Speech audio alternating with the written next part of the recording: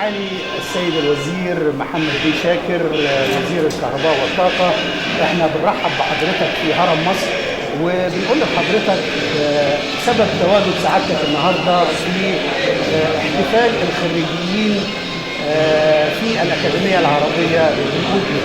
والله يهمني طبعا انا بهنئ كل الخريجين واهاليهم وهنئ الاستاف بتاع الكليه الدوليه والعاملين فيه الاساتذه وكل العاملين في هذا المجال. طبعا الاكاديميه لها دور كبير في التعليم تعليم حاجه محترمه جدا، فانا كنت سعيد قوي لما دعوني حفل التخرج. شايف الناس ناجحين، الناس اللي حاصلين على درجات عاليه متميزين، فانا اتمنى لهم كل التوفيق والنجاح. معالي الوزير هتقدم لهم ايه الابناء؟ زي ما احنا في قطاع الكهرباء والطاقه احنا بنحاول نفتح مجالات استثمار جدا. دي بتفتح فرص عمل كبيره. ممكن اتكلمت بكل سريعه وديك الفكره على انه الاستثمار في الوقت الحالي بتفتح فرص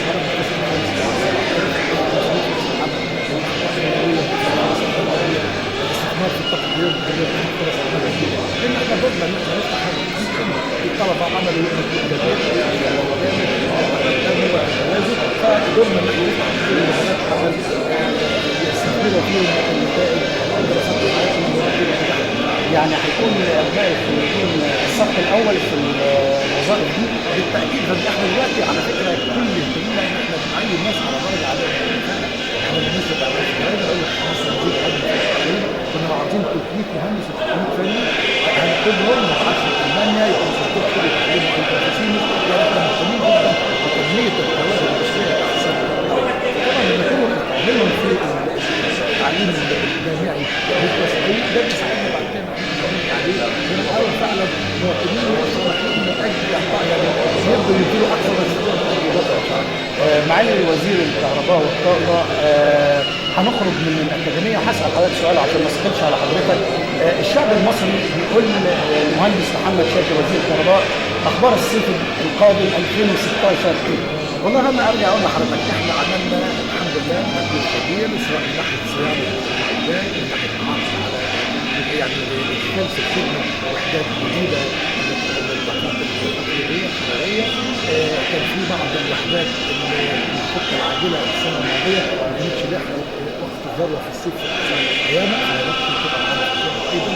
كان عندنا بعض المحطات فيها بعض الحوادث الجسيمه تغلبنا عليها بالكامل واصلحنا كل ده تماما. فاحنا الحمد لله عملنا اقصى وسيله من الاستعداد من ناحيه الانتاج، ايضا من ناحيه نقل الكهرباء المتقدم توسع في الشرق الاسكندريه بدانا تحولات العلاقه بالشارع كل الكلام ده هيؤدي في النهايه الى تحسين وظيفه الكهرباء. حضرتك ان احنا نوصل دلوقتي لا انا شايف قدامي هدف ولسه هنتكلم لكن احنا ماشيين في خطه